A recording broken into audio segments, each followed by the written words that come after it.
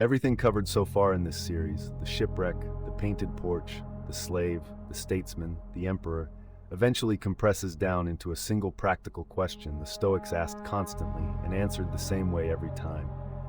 What actually counts as a good life? Their answer was unusually specific for an ancient philosophy, and it rested on exactly four qualities: wisdom, justice, courage, and temperance, together called the cardinal virtues, a term that comes from the Latin word for hinge, because the Stoics believed every other good thing in a human life ultimately swings on these four. Wisdom, in the Stoic sense, was never simply cleverness or accumulated knowledge. It meant something closer to practical judgment, the capacity to see a situation clearly, correctly sort what is actually up to you from what is not. Exactly the discipline Epictetus spent his career drilling into students, and choose the right action based on that clear sight rather than on fear, appetite, or convenient self-deception. A wise person, in this account, is not necessarily the most educated person in the room. They are the person least likely to be fooled by their own emotions into calling a bad decision a good one. Justice, the second virtue, extended this same clear sight outward toward other people. The Stoics held an unusually expansive view of human community for their era, arguing that all human beings share in the same universal reason, and are therefore bound together in a kind of natural fellowship regardless of nationality, wealth, or social rank, a strikingly inclusive claim for a philosophy that took root inside an empire built substantially on slavery and conquest. Marcus Aurelius, ruling that same empire, wrote repeatedly in his private notebook about humanity's shared interconnected nature, treating justice not as an abstract legal concept, but as a direct daily obligation to deal honestly and fairly with literally everyone he encountered, regardless of their usefulness to him. There is a real tension worth naming honestly here, the same one this series has not shied away from, with Seneca's wealth or Marcus's continued participation in a slave-holding empire. Stoic justice was a genuinely radical philosophical claim about universal human worth, and it coexisted, uncomfortably, with Roman social and political structures that plainly violated it in practice. The philosophy pointed toward an ideal its own practitioners did not fully live up to. That gap does not erase the ideal. It simply confirms once again the pattern this whole series keeps returning to, that living a philosophy consistently is considerably harder than stating it clearly. There is a useful way to test whether you actually possess wisdom in the Stoic sense, rather than simply admiring the idea of it from a safe distance. Notice how you behave the next time a decision under pressure goes badly. A person operating from genuine Stoic wisdom examines the judgment that produced the bad outcome, corrects it, and moves on without excessive self-punishment. A person merely quoting the idea tends to either blame the outcome entirely on bad luck, protecting their ego at the cost of learning nothing, or collapse into disproportionate shame, treating one flawed judgment as proof of a permanently flawed character. Neither response is wisdom. Wisdom is the considerably quieter, less dramatic third option, an honest correction, applied and then set down. The third virtue, courage, meant something broader in Stoic thought than simply bravery in battle, though Roman audiences certainly appreciated that meaning too. Courage was the capacity to act rightly under pressure, fear, uncertainty, or social disapproval, when the easier path would be silence, conformity, or retreat. Seneca needed this virtue to write honestly about virtue while serving a man capable of ordering his death. Epictetus needed it simply to keep teaching openly after watching philosophers get expelled from Rome by an emperor who found independent moral authority threatening. Temperance, the fourth virtue, is probably the most widely misunderstood of the four in modern usage, since it gets casually flattened into simple abstinence or joyless self-denial. The Stoic sense was considerably more precise. Self-control, the capacity to moderate your own desires and impulses according to reason, rather than being pulled around by them automatically. A temperate person is not someone who has eliminated desire entirely, an inhuman, and in the Stoic view, unnecessary goal. They are someone who has put their own desires under the authority of their own judgment, rather than the reverse. What makes these four virtues genuinely distinctive as a system, rather than simply a list of admirable traits, is how tightly the Stoics insisted they interlock. You cannot have real courage without wisdom, since courage without clear judgment is just recklessness wearing a braver costume. You cannot have real justice without temperance, since a person ruled by their own appetites will eventually treat other people as instruments for satisfying those appetites, rather than as fellow members of the same rational community. The four virtues were never meant to be practiced as a checklist: wisdom on Monday, courage on Tuesday. They were meant to function as a single, unified character, virtue in the singular, expressing itself differently depending on which specific situation a person happened to be facing that day. This is also, not incidentally, why the Stoics considered virtue the only genuine good, full stop, rather than one good thing among several competing goods like wealth or health. Wealth can be used wisely or foolishly, generously or selfishly. Health can be squandered on cowardice or spent on courage. Virtue, in the Stoic account, is the one quality that is good under every possible circumstance, that cannot be misused, because misuse of anything is, definitionally, a failure of virtue in the first place. Everything else in a human life, they argued, gets its actual value from how virtuously it gets used, not from any value it carries on its own. Consider how differently this framework treats two people with identical circumstances. Give two people the exact same amount of money, the same health, the same career opportunity. One uses it courageously, generously, wisely, temperately. The other uses the identical resources cowardly, selfishly, foolishly, indulgently. The Stoics insisted the circumstances themselves explain almost nothing about whether either life actually went well. The virtue applied to the circumstances explains nearly everything. This is precisely why a former slave with almost no external resources at all could credibly claim and be believed by wealthy Roman students who traveled considerable distances to hear him say it, that he possessed something more valuable than what his own former owners possessed, a character no external reversal could touch. There is a story, likely more legend than verified historical practice, that has nonetheless become permanently attached to Roman culture and to Stoic thought specifically. A victorious Roman general, celebrating a formal triumph through the streets of Rome, the single highest honor a Roman military commander could receive, rode in a chariot while a slave stood behind him, whispering a single repeated phrase into his ear throughout the entire procession: "Remember, you are mortal." Whether this specific ritual was ever literally practiced, exactly as later writers described it, is genuinely disputed by historians. What is not disputed is how precisely it captures a core piece of Stoic practice: the deliberate, repeated reminder of your own eventual death, delivered specifically at the exact moment success might otherwise convince you that you had somehow become permanent, untouchable, exempt from the ordinary rules that govern every other human life that has ever existed. Memento mori, remember you must die, was never intended by the Stoics as morbid fixation. It was intended as corrective medicine, administered precisely when a person's ego was most likely to need it. Marcus Aurelius returned to this exact reminder constantly throughout his private notebook, sometimes gently, sometimes with startling bluntness. You could leave life right now, he wrote to himself at one point. Let that determine what you do and say and think. Elsewhere he lists, almost clinically, the names of great emperors and thinkers who once seemed permanent and are now simply gone, forgotten by most of the very world they once commanded.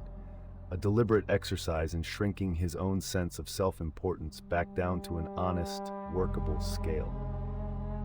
The actual mechanism behind this practice is worth understanding clearly, since it is easy to mistake for simple pessimism. Constant, low-grade denial of your own mortality, treating death as a distant, abstract, someday problem, quietly distorts your priorities in the present, letting you postpone what actually matters: honest conversations, meaningful work, genuine presence with the people you love, in favor of activities that only make sense if you secretly assume you have unlimited time remaining to get around to the important things eventually. Memento mori, taken seriously as a regular practice, rather than a single dramatic realization, functions as a repeated correction against that quiet, comfortable denial. a way of keeping your actual priorities honest by keeping your actual timeline honest. There is a modern version of this same corrective worth naming directly, since the underlying mechanism has not changed even slightly. Anyone who has experienced a genuine health scare, even a brief one that ultimately resolved fine, often describes a strange, temporary clarity that followed it, suddenly knowing exactly which relationships and priorities actually mattered, and exactly which accumulated stresses had never deserved the weight they were given. Memento mori, practiced deliberately and regularly, rather than waiting for an actual scare to force the clarity on you involuntarily, is an attempt to access that same honest clarity on purpose, before circumstance eventually delivers it to you anyway, on a schedule you do not get to choose. There is a further move in Stoic thought that goes beyond simply accepting mortality, and beyond simply lowering your expectations of a single event, a theme this series already explored in an earlier standalone video on this channel. The phrase most associated with it, Amor fati, love of fate, actually comes from a philosopher writing centuries after the last Roman Stoics, but the concept itself is unmistakably rooted in exactly what Marcus Aurelius was already describing when he wrote that the obstacle in the path becomes the path, that what stands in the way of an action can, with the right posture, actually become the material the action now has to work with. Amor fati asks something more demanding than mere endurance. Endurance grits its teeth and gets through a bad event. Amor fati asks you to actually want, in retrospect, exactly what happened. Not because the event itself was good, a plague, a forced exile, a death sentence were never good, but because wanting the alternative, a past that cannot be changed, that has already fully happened, that no amount of wishing will ever alter by a single second, is simply wasted energy directed at the one category of fact that is permanently, completely beyond anyone's control. The past is the most extreme, most absolute version of the dichotomy of control Epictetus spent his career teaching. Nothing is less up to you than something that has already irreversibly occurred. This does not mean calling every event good. It means redirecting the enormous energy most people spend resisting, resenting, and relitigating an unchangeable past toward the one place that energy can still actually accomplish something, the present response and the next available action. A plague swept through Marcus Aurelius's empire and killed a significant share of its population. Nothing about Amor fati asks him to call that outcome good. It asks him to stop spending his limited remaining energy fighting a fact that had already permanently happened, so that whatever energy remained could go toward the actual present business of governing, healing, and rebuilding what was still in fact his to work with. Seneca's forced death, Epictetus's shattered leg, the fortunes both men eventually lost in different ways. None of these were events either man would have chosen in advance. What Amor fati offered, as the logical extreme of everything this series has already covered, was a way of meeting an unchangeable fact without the additional self-inflicted layer of ongoing resentment toward a past that could no longer be argued with, no matter how long or how bitterly the argument continued. It is worth being precise about what Amor fati does not require, since the idea is easy to distort into something closer to passive resignation. It does not require pretending a genuine tragedy was secretly fine, and it does not require abandoning the effort to prevent similar harm in the future. A Stoic practicing Amor fati toward a serious illness does not therefore skip the treatment. The posture applies specifically to what has already irreversibly happened, not to what remains genuinely open and actionable going forward. Wanting the unchangeable past to have been different is wasted energy. Working to change a still open future is exactly the kind of effort the Stoics spent their entire philosophy insisting you direct your energy toward instead. None of this remained purely theoretical for the Stoics. Alongside the ideas, they built specific, repeatable daily practices meant to train the mind the way physical exercise trains a body, through consistent, deliberate repetition rather than a single moment of understanding. The Roman Stoic philosopher Seneca, whose full life this series covered in Part 2, described one of the clearest examples directly in his own writing. Each night, before sleep, he reviewed his entire day in detail, asking himself a specific, structured set of questions. What bad habit did I curb today? What fault did I resist? In what way am I better? He was explicit that this was not meant as self-punishment, but as a kind of honest accounting, closer to a merchant reviewing a ledger than a prisoner facing a judge, a calm, unemotional audit of the day's actual conduct against the standard he was trying to live up to. This nightly practice pairs directly with a morning counterpart that other Stoic writers describe, a brief period of deliberate anticipation before the day's business begins. Marcus Aurelius opens one of the most famous passages in his entire notebook with exactly this kind of morning preparation, reminding himself, before he has even risen from bed, that the coming day will likely include difficult, ungrateful, or dishonest people, and that this should surprise him not at all, so that when the actual friction of an actual day arrives, it lands as expected weather, rather than as a personal insult demanding an emotional reaction. Seneca's own version of this morning and evening structure connects directly to a formal practice this series covered earlier under its own name, premeditatio malorum, the deliberate rehearsal of adversity in advance, walking mentally through the loss of wealth, health, status, or a loved one, not to manufacture dread, but to remove the element of pure shock when misfortune eventually, inevitably arrives. Together, the morning anticipation and the nightly review formed a complete daily loop. Prepare for friction before it happens, then honestly account for how you actually handled it once the day is done. Repeated, without exception, for years, which is precisely why Seneca's letters read less like abstract theory and more like the hard-won notes of a man who had actually put in the repetitions. Notice how modest this practice actually is in terms of time required, since that modesty is part of what made it sustainable across an entire lifetime, rather than an ambitious habit abandoned after a few weeks. Seneca describes his own nightly review as brief, a few honest minutes, not an elaborate hour-long ritual requiring special conditions to complete. The discipline was never in the duration. It was in the consistency, the same brief, honest accounting repeated on the good nights and the bad ones alike, for years, long enough that the habit itself became a stable, load-bearing part of his character rather than an occasional act of willpower he had to talk himself into each time.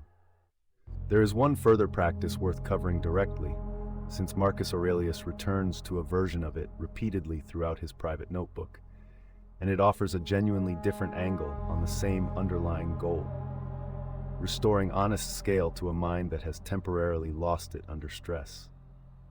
The practice is usually called the view from above, and it asks you to deliberately imagine your current situation, whatever is currently consuming your full attention and anxiety, from an increasingly distant vantage point.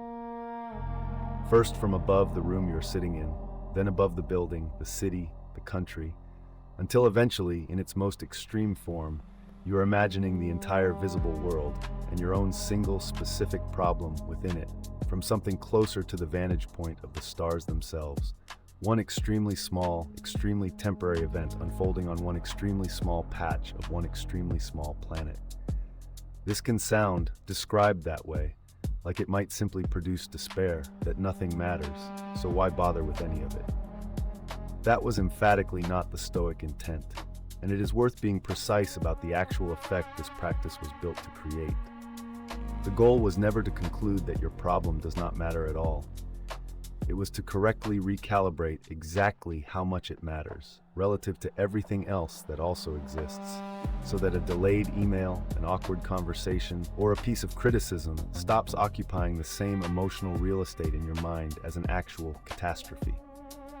Marcus was not trying to convince himself that nothing mattered.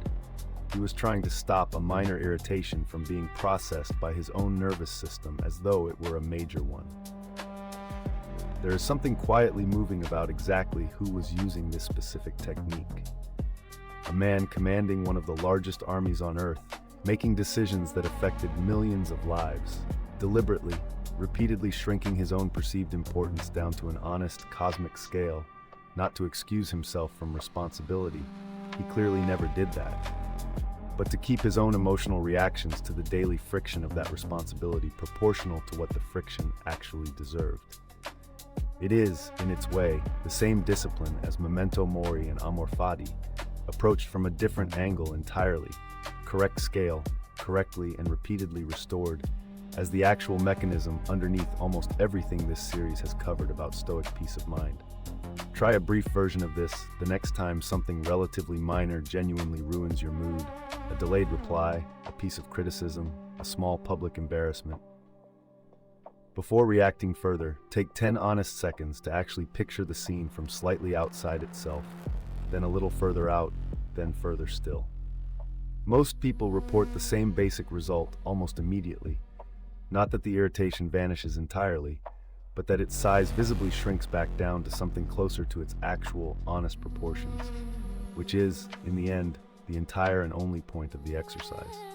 Marcus Aurelius died in 180 CE, and with him, in a real sense, died the last chapter of Stoicism's confident, continuous presence at the absolute center of Roman power. What followed over the next several centuries was not a single dramatic collapse, but something slower, quieter, and in some ways harder to notice happening in real time: a gradual erosion of Stoicism's institutional presence, even as fragments of its ideas kept circulating in altered, often unattributed form. Several forces worked against Stoicism's survival as a distinct, organized school. Christianity spread rapidly across the Roman world over the following centuries, eventually becoming the empire's official religion under Constantine and his successors. And while early Christian thinkers absorbed and repurposed a fair amount of Stoic ethical vocabulary, ideas about self-discipline, providence, and the brotherhood of humanity translated relatively easily into a Christian framework, Stoicism itself, as an independent philosophical school with its own institutional identity, increasingly read as a competing, pre-Christian, essentially pagan system, no longer the natural intellectual home for an increasingly Christian empire's brightest students. The formal, institutional end came in 529 CE, when the Byzantine Emperor Justinian ordered the closure of the remaining philosophical schools in Athens, the same city where Zeno had first taught beneath the painted porch roughly 800 years earlier. The specific target was the Neoplatonic Academy, the philosophical descendant of Plato's original school. But the closure marked a broader, symbolic end to organized, continuous, pagan tradition philosophical education in the city where Western philosophy itself had effectively been born. Stoicism, by this point, had not operated as an organized teaching institution with its own dedicated school for a considerable time already, but Justinian's edict closed the door on the entire surrounding intellectual world Stoicism had originally grown out of. What survived after this point was not a living school with active teachers training new students in a continuous, unbroken line back to Zeno, Cleanthes, and Chrysippus. What survived was manuscripts, copied and recopied by monks and scholars for reasons that frequently had little to do with Stoic philosophy specifically, preserved as much by accident and by the broader medieval project of manuscript preservation as by any deliberate effort to keep Stoicism itself alive as a distinct, coherent tradition. There is a particular irony worth sitting with in how this decline actually unfolded. Stoicism had always insisted that virtue, not institutional permanence, was the only genuine good, that external structures, wealth, position, even a school building itself, were simply indifferent things, useful when available, but never the actual substance of what mattered. The philosophy's own institutional collapse, in a strange way, became an unplanned demonstration of its own central claim. The teaching survived, in whatever diminished, scattered form it managed to survive in, precisely because it had never actually depended on the institutional walls that were now gone. For roughly the next 1,000 years, Stoicism existed mainly as scattered fragments, echoes absorbed into other traditions, rather than as a living philosophy anyone would have identified by that specific name and actively practiced as a complete system. Seneca's letters and essays survived and were read throughout the medieval period, valued partly for their eloquent Latin prose style and partly for ethical content that, conveniently, posed little direct conflict with Christian doctrine. Marcus Aurelius's private notebook survived too, copied in a small number of manuscripts, though it remained relatively obscure, far from the widely read text it would eventually become. Epictetus fared somewhat better in one specific respect. His Enchiridion, the short handbook of his teachings, found an unusual afterlife inside certain Christian monastic communities, sometimes lightly adapted, with the specific names and pagan references altered to fit more comfortably into a Christian devotional context. A strange, almost accidental route of survival for the teachings of a former slave who had never written down a word of it himself in the first place. It was not until the Renaissance, roughly the 14th through 16th centuries, that European scholars began deliberately, systematically rediscovering and re-engaging with classical philosophy on its own original terms, rather than filtering it exclusively through a Christian theological lens. The French essayist Michel de Montaigne, writing in the 16th century, read and quoted Seneca extensively, helping reintroduce Stoic ethical thinking to an educated European audience as a living resource for actual daily conduct, not merely an antique curiosity worth admiring from a safe historical distance. Other Renaissance humanists across Europe followed a similar path, and a movement sometimes called Neo-Stoicism took shape, adapting ancient Stoic ideas explicitly for a Christian European context. Even so, for centuries afterward, Stoicism functioned mainly as a respected but secondary influence, quoted approvingly by statesmen, generals, and writers, present in the intellectual bloodstream of Western thought, but rarely occupying true center stage the way it once had under 3 Roman emperors, statesmen, and teachers who had built their entire lives around it directly. It would take considerably longer, and an entirely unexpected professional field, for Stoicism to move from respected historical footnote back into genuinely active daily practice for large numbers of ordinary people again. A handful of other historical figures kept threads of the tradition visibly alive during these centuries, worth naming briefly. The American founding generation, particularly Thomas Jefferson and George Washington, read and admired Stoic writers. Washington reportedly staging a play about Cato the Younger for his troops, specifically to bolster their resolve during the harsh winter at Valley Forge. These were not organized Stoic communities in any formal sense, no painted porches, no living teachers training successors. They were individual readers, centuries apart, independently finding the same durable usefulness in the same handful of surviving texts, a pattern that would repeat itself considerably more dramatically once the 20th century arrived. The next major chapter of this story does not take place in ancient Rome or Renaissance Europe. It takes place in the therapy offices and university psychology departments of the 20th century, in a professional field that, on the surface, had almost nothing obviously in common with a 2,000-year-old philosophical school.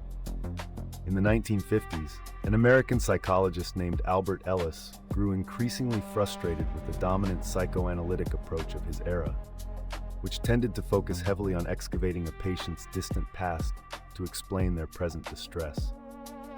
Ellis developed an alternative approach he eventually called rational emotive behavior therapy, built on a foundational claim he stated directly and traced explicitly to a specific ancient source.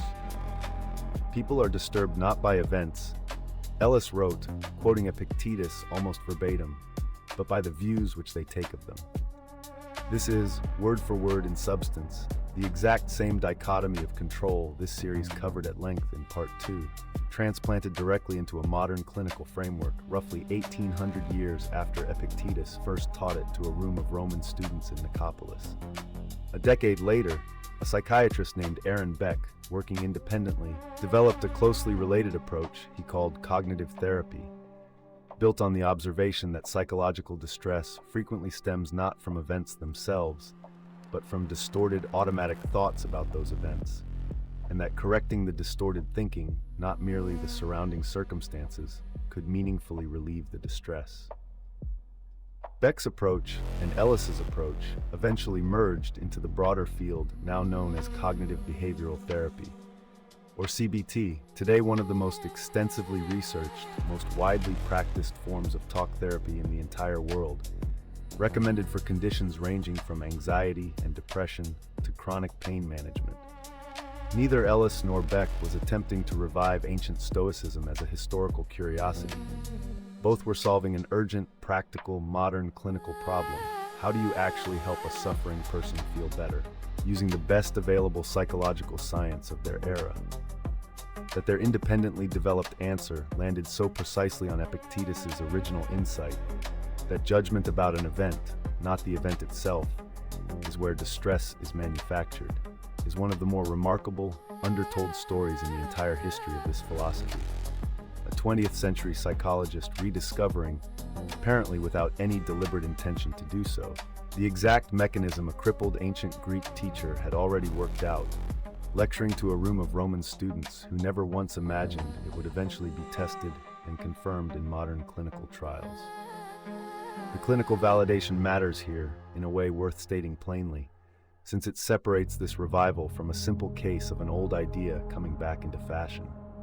CBT has been subjected to decades of controlled research, randomized trials, outcome measurements, the full machinery of modern evidence-based medicine, and it has consistently held up as one of the more effective available treatments for a range of psychological conditions.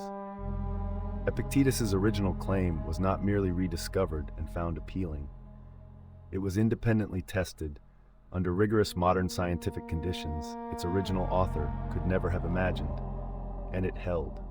CBT's explicit debt to Epictetus opened a door, but it does not, on its own, fully explain why Stoicism specifically, by name, quoted directly, marketed directly, has become as visible as it currently is, well beyond psychology departments, showing up in military resilience training, professional sports psychology, startup culture, and an enormous wave of popular books, podcasts, and yes, channels exactly like this one. Part of the answer is structural. Modern life, for a great many people, shares an uncomfortable amount in common with the specific conditions that originally produced Stoicism in the first place. Real uncertainty about the future, a sense of limited control over large, impersonal forces, economic instability, information overload, political and social volatility, an environment where the old promise of steady, predictable, lifelong stability increasingly does not hold. The same basic human need Zeno was responding to after his shipwreck. How do I stay steady and act well in a world I clearly do not fully control? Has simply resurfaced in modern form, dressed in different specific circumstances but structurally recognizable. Part of the answer is also genuinely practical rather than purely psychological. Stoicism, unlike a number of other ancient philosophical or religious traditions, requires no specific metaphysical belief system, no particular claim about gods, an afterlife, or cosmic destiny, to actually function as a working ethical and psychological toolkit.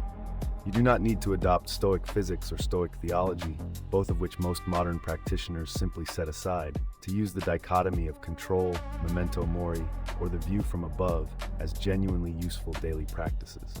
This makes it unusually portable across religious backgrounds and secular worldviews alike, compatible with, rather than competing against, whatever other beliefs a modern practitioner already holds. And part of the answer, honestly, is the same reason this entire three-part series exists at all. The core insight that your suffering comes considerably more from your judgments about events than from the events themselves, and that this judgment, unlike most of what happens to you, remains genuinely within your control, is simply durably true, tested now by a Cypriot merchant, a Roman statesman, a former slave, an emperor at war, and more recently, by controlled clinical psychology research. Across roughly 23 centuries of continuous, repeated confirmation. Ideas that keep getting independently rediscovered by people solving urgent, real problems, rather than ideas that only survive through institutional inertia, tend to be the ones that were actually true all along. There is one more modern detail worth including, since it closes a loop this series opened all the way back in part 1. Military resilience training programs, professional sports psychology departments, and a wide range of high-performance coaching now explicitly teach versions of premeditation malorum and the dichotomy of control, sometimes citing Stoicism directly, sometimes simply having independently reinvented the same practical tools under different modern names. Zeno's original insight, born out of a single ruined cargo of purple dye off the coast of Greece, is now, in some diluted or renamed form, part of how elite athletes prepare for competition and how soldiers prepare for combat. A use case the merchant standing on that ancient shoreline could not possibly have predicted, and would very likely have found strange to imagine. This series began with a merchant standing on a foreign shore, having just lost everything he owned in a shipwreck, with no plan and no guarantee anything would ever be rebuilt. It ends 23 centuries later, with millions of people, most of whom have never read a word of ancient Greek or Latin, quietly using tools that trace back, often without their knowledge, to that exact same shipwreck. Trace the actual thread all the way through. Zeno turned a total loss into the founding insight of an entire philosophy, built on the radical claim that virtue, not fortune, was the only genuine good. His successors built that insight into a functioning school with no walls and no tuition, open to anyone willing to sit down and listen. Rome, an empire defined by relentless, often brutal instability, adopted it more thoroughly than any other place on earth, because it needed exactly what the philosophy offered. Three men, radically different in status, wealth, and circumstance. A statesman ordered to kill himself by the student he raised. A former slave who built a devoted following on the strength of ideas alone. An emperor who quietly confessed in private that none of his power was really his to keep. Each independently arrived at the same core teaching through three entirely different, genuinely difficult lives. Sort what is actually yours from what only feels like it is. That teaching, refined further into four cardinal virtues, a discipline of rehearsing death and befriending fate, and a set of specific daily practices anyone could actually use, nearly vanished entirely for the better part of 1,000 years, preserved more by accident than by deliberate intention. And then, in the 20th century, without anyone planning it that way, it resurfaced independently inside modern clinical psychology, and from there into the ordinary, daily lives of people, living lives none of its original authors could have possibly imagined. None of the men in this story achieved some flawless, finished version of the philosophy they taught. This series has been honest about that throughout, deliberately so. Seneca compromised for years with a tyrant. Epictetus needed decades of teaching to fully absorb lessons his own body had already taught him the hard way. Marcus confessed his own failures on the same pages where he restated his own standards, sometimes within a single entry. The actual argument of this entire series was never that these men were flawless. It is that the discipline of returning again and again to the same demanding standard, after every failure, under every kind of hardship a life can plausibly contain, is itself the entire practice, not a rival. This is, in the end, the honest difference between Stoicism as a decoration, a quote saved to a phone and never revisited, and Stoicism as an actual practice, lived imperfectly across an entire lifetime, the way all three of these men lived it. A decoration asks nothing further of you once you have read it. A practice asks you to come back tomorrow, and the day after a genuine failure, and try again with the same patient, unglamorous persistence Seneca brought to his nightly ledger, and Marcus brought to his private notebook, for years without an audience, without applause, simply because the standard itself was worth returning to. You do not need a shipwreck to start. You do not need to lose everything, or be enslaved, or command an empire, or watch a tyrant you helped raise turn against you to begin using any of this. What you actually need is considerably smaller and considerably more available, starting tonight if you want it to be. A morning moment of honest anticipation before the day's friction arrives. An evening moment of honest review after it has passed. A willingness, in the specific instant something goes wrong, to ask one simple, sorting question before reacting. Is this actually mine to control, or was I about to spend real energy on something that never was? Pick one of the three men this series has now spent an entire 2-hour history on, whichever one's specific circumstances happen to land closest to your own. Seneca, if you find yourself compromised inside a system you cannot cleanly walk away from, still trying to act well within its real constraints. Epictetus, if you are working with genuinely limited external resources and need the reminder that your judgment was never actually one of them. Marcus, if you are carrying more responsibility than you ever asked for and need a private, honest place to keep telling yourself the truth about how it is actually going. All three were, in the end, running the exact same discipline underneath their very different circumstances. You are permitted to start with whichever version of it fits your life right now.